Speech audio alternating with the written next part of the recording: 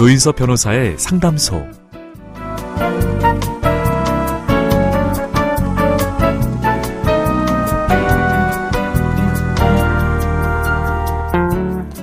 제 옆자리는 항상 여러분을 위해서 비워두고 있습니다. 차 한잔 하러 오셔도 좋고요. 어제 있었던 이야기를 하러 오셔도 됩니다.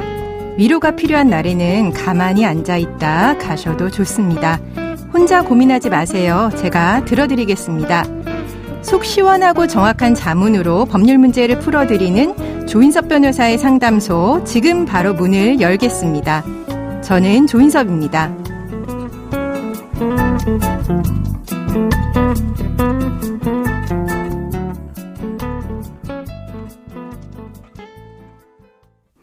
당신을 위한 로하우스 조담소에서 당신의 고민을 초대합니다.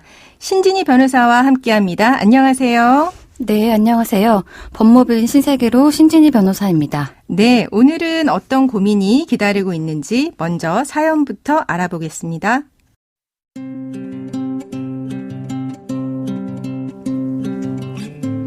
어머니께서는 돌아가시기 약 4년 전에 가지고 계신 토지를 네 남매에게 골고루 나눠주겠다는 내용으로 자필 유언장을 작성하셨습니다. 저는 막내 아들입니다. 이미 다른 형제들에게는 지원해 주신 것이 많았고 저는 그동안 받은 것이 없었기 때문에 어머니는 유언장에 제가 가장 많은 토지를 받는 것으로 해두셨습니다. 그렇게 어머니는 사망하셨고 저는 유언장 검인 절차까지 마쳤습니다. 그런데 다른 형제들이 유언장 내용대로 상속 등기를 하는 것을 거부하고 있는 상황입니다. 갑자기 어머니의 글씨체가 아닌 것 같다는 문제를 제기했고 급기야는 제가 유언장을 위조했다는 주장까지 했습니다. 어머니의 유언장대로 상속을 받을 수 있을까요? 저는 어떻게 대응해야 하는 걸까요?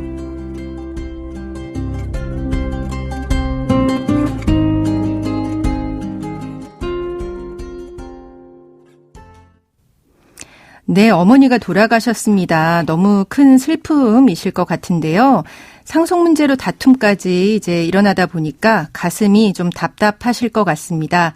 이제 유언장이 문제가 되고 있는데요. 유언장에 대해서 모르는 분들도 많지 않을까 싶습니다. 먼저 유언장 검인 절차에 대해서 설명을 해주세요. 네. 유언 검인 절차란 유언장의 위조, 변조를 방지하고 보존을 확실하게 하기 위한 일종의 검증 절차입니다. 유언자가 사망한 후에만 진행할 수가 있고요.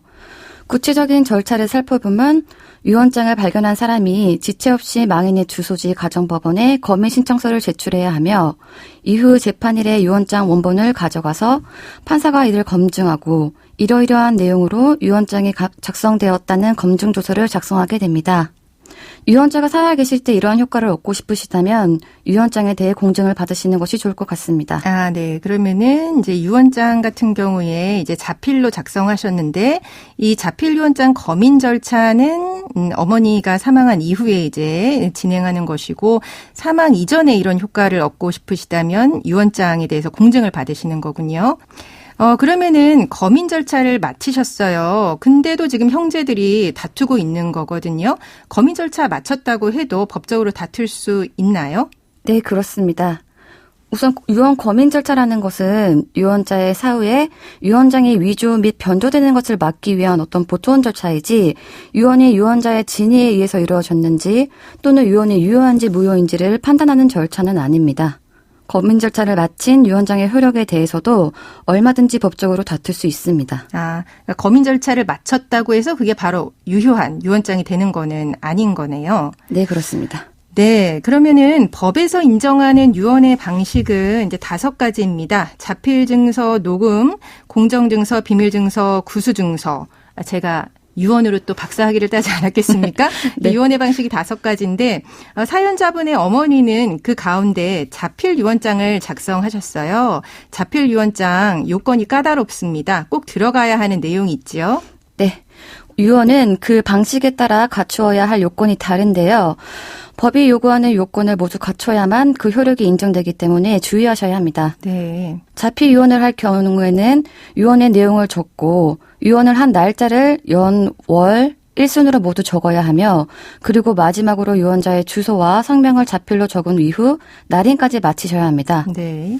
특히 유언을 한 날짜와 주소를 명확히 기재하지 않는 경우가 많은데요. 예를 들어서 2022년 겨울날 남산에서와 같이 적는 것이죠. 이렇게 하시면 유언으로서 효력이 없으시니까 정확한 날짜와 주소를 적어주셔야 할 것 같습니다. 네. 까다롭습니다. 어쨌거나 이렇게 자필 유언이 작성이 됐는데 다른 형제들이 어머니의 필체가 아닌 것 같다 이런 문제를 제기하고 있어요. 그렇다면 사연자분께서 어머니 자필로 작성됐다라고 하는 사실을 증명해야 할 텐데요. 이럴 때는 어떤 절차를 밟아야 할까요? 유언장에 작성된 필적이 망인의 필적과 동일하다는 점을 입증해야 하는데 네. 이 경우 법원에 필적 감정을 신청하게 됩니다. 네. 그러면은 필적 감정 신청하기 위해서는 어느 정도의 자료가 있으면 가능한가요? 보통 어머니께서 사망하신 이후에 어머니의 평소 필적이 담겨있는 자료를 확보해야 되는데 네. 이런 부분이 어려우실 수가 있고 네. 가지고 계신 어머니의 필적 자료를 사연자가 임의로 확보해서 제출해도 상대방 측에서 또다시 그것이 어머니 필적이 아니다라는 식으로 반박을 해서 곤란한 경우도 있습니다. 그래서 이 경우에는 보통 제3의 기관에 남아있는 어머니의 필적을 법원을 통해 추가로 확보하게 됩니다. 네, 그러니까 내가 보관하고 있는 거나 다른 형제가 보관하는 거 이외에 제3의 기관에 남아있던 어머니의 필적 자료를 확보한다는 거죠? 네네. 어떤 경우가 그런 게 될 수 있을까요? 예를 들어서 이제 다른 기관이라고 하면은 은행 거래할 때 남아있는 서명이 남아있는 경우 네. 또는 동사무소 등에서 업무를 볼 때 남아있는 필적 자료 이런 것들을 수집할 수 있겠습니다. 아, 예. 그러면은 필적 감정을 통해서 어머니의 유언장이 맞다는 점을 증명을 해도 또 다른 형제들이 어머니의 필적이 아니라고 또 우길 수도 있지 않겠습니까? 이런 경우에는 어떻게 해야 될까요? 네, 맞습니다. 하지만 법원에서 선임된 감정인이 필적 자료를 대조해서 어머니 필적이 맞다고 감정 보고서를 제출한다면 다른 형제들이 계속 유언장이 어머니 필적이 아니라고 주장을 하더라도 받아들여지지 않습니다. 네. 그리고 법원에서는 공인된 감정인의 감정 결과에 따라 유언장을 유효로 볼 수밖에 없고 이를 뒤집으려면 형제들이 재감정 신청을 해서 어머니 필적이 아니라는 새로운 감정 결과를 받아야 하는데 실무상 이런 결과가 거의 없습니다. 그러니까 법원 통해서 감정을 받고 그 감정 전문가가 감정 보고서를 제출하면 거의 그것에 의해서 인정이 된다는 이야기신 거죠? 네, 그렇습니다. 네. 사연자분이 유언장을 근데 위조했다는 주장을 다른 형제들이 하고 있어요. 혹시 내가 위조한 것이 아니다. 요거를 입증하기 위해서 사연자의 필체를 감정하는 것도 도움이 될까요? 네. 사실 유언장이 어머니 필적과 동일하다는 점을 감정하는 것이 가장 좋습니다. 네. 그런데 그것이 불가능하다면 말씀하신 것처럼 유언장이 사연자의 필적이 아니다. 사연자가 위조한 것이 아니다라는 점을 우회적으로 증명하는 것도 괜찮은 방법일 것 같습니다. 네. 이 경우에는 사연자의 필적과 유언자의 필적을 대조해서 감정을 신청하면 될 것 같네요. 네. 그러면은 다른 형제들은 어쨌거나 현재 상황은 유언장을 인정할 수 없다라고 하는 입장을 고수하고 있는데요. 이렇게 계속해서 거부하는 경우에 그럼 사연자분은 어떤 소송으로 대응을 해야 할까요? 우선 유언장의 효력을 거부하는 쪽에서는 유언 무효 확인 소송을 제기할 수 있고 반대로 유언장 내용대로 이행을 원하는 쪽에서는 이행 청구 소송을 할 수 있습니다. 사연자의 경우 유언장 내용대로 부동산 소유권을 받아오고 싶어 하시는 상황이시잖아요. 그렇죠. 그렇다면 유언장 내용대로 소유권을 이전하라는 소송, 즉 소유권 이전 등기 소송, 청구 소송을 제기하셔야 합니다. 그러면은 앞서 이야기했지만 그 유언장을 위조했다라고 하는 주장을 다른 형제들이 계속하고 있는데 이 부분에 대해서 뭐 형사상 무고나 이런 걸로 대응을 할 수가 있을까요? 우선 무고죄라는 것은 징계 처분 또는 형사처벌을 받게 할 목적으로 허위의 사실을 신고한 경우 성립하는 범죄거든요. 네. 만약 형제들이 사연자분의 유언장을 위조했다는 혐의로 형사고소를 한 경우라면 예를 들어서 사문서 위조가 되겠죠. 사연자분도 형제들을 무고죄로 고소하실 수 있겠습니다. 그런데 단순히 이런 소송 등에서 유언장을 위조했다는 주장을 하는 것이라면은 무고죄 고소는 어려울 것 같습니다. 네, 그러니까 소송 중에서 그냥 주장만 하는 거는 무고죄는 아니고 말하자면 위조했다라고 별도로 형사 고소를 했어야만 무고죄가 된다는 거죠. 네.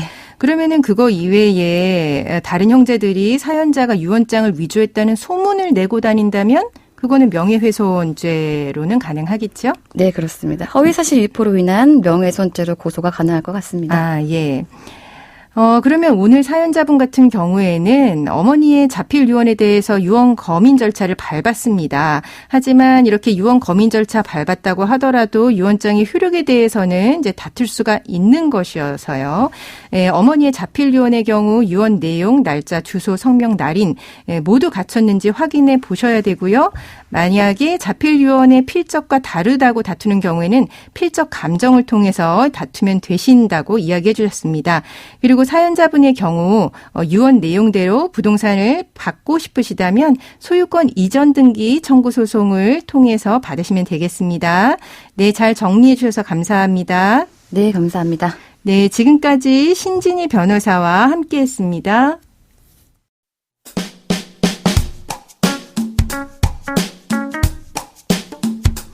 알아두면 쓸데있는 법률 이야기 알쓸법 시간입니다. 한 베트남 여성이 베트남전 당시에 한국군에게 가족을 잃었다면서 우리 정부를 상대로 손해배상을 청구했습니다. 재판부는 3년간의 심리 끝에 당시 우리 군에 불법행위가 있었다면서 청구한 배상액을 모두 인정했습니다. 하지만 국제법 관례를 깬 판결이라는 지적이 나오면서 논란이 되고 있기도 합니다.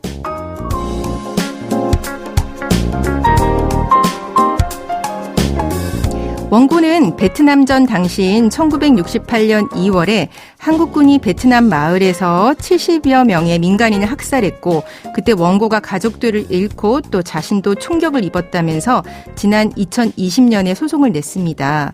이에 대해서 우리 정부는 1965년에 월남과 한미 사이에 실무 약정서를 체결했고 이 약정서에 따르면 베트남인이 한국 법원에 소를 제기할 수 없다고 주장을 했는데요. 여기에 대해서 우리나라 1심 법원이 이는 정부기관 간의 합의에 불과하다고 하면서 3,100만 원을 지급하라고 판결을 한 겁니다. 그런데 이렇게 판결이 나온 이상 앞으로 다른 피해자들의 소송 제기가 잇따를 것으로 예상이 됩니다. 그런데 이와 비슷한 사건이 있었습니다. 국내의 강제징용 피해자들이 일본을 상대로 소송했지만 일본에서는 전부 원고 패소 판결이 내려졌던 것입니다. 국제법상의 국가가 행한 주권적 행위에 대해서 다른 나라에서 재판을 걸어와도 해당 행위에 대해서는 국가 면제 원칙이라고 하는 것이 있는데 그것을 적용했던 겁니다. 베트남과 미래지향적인 관계로 나아가야 하는 것은 맞습니다. 현재 손해배상 주체인 국방부는 관련 기관 협의를 거쳐서 항소 여부를 신중히 결정하겠다고 했는데요. 이 사건이 어떻게 결론 날지 귀추가 주목됩니다.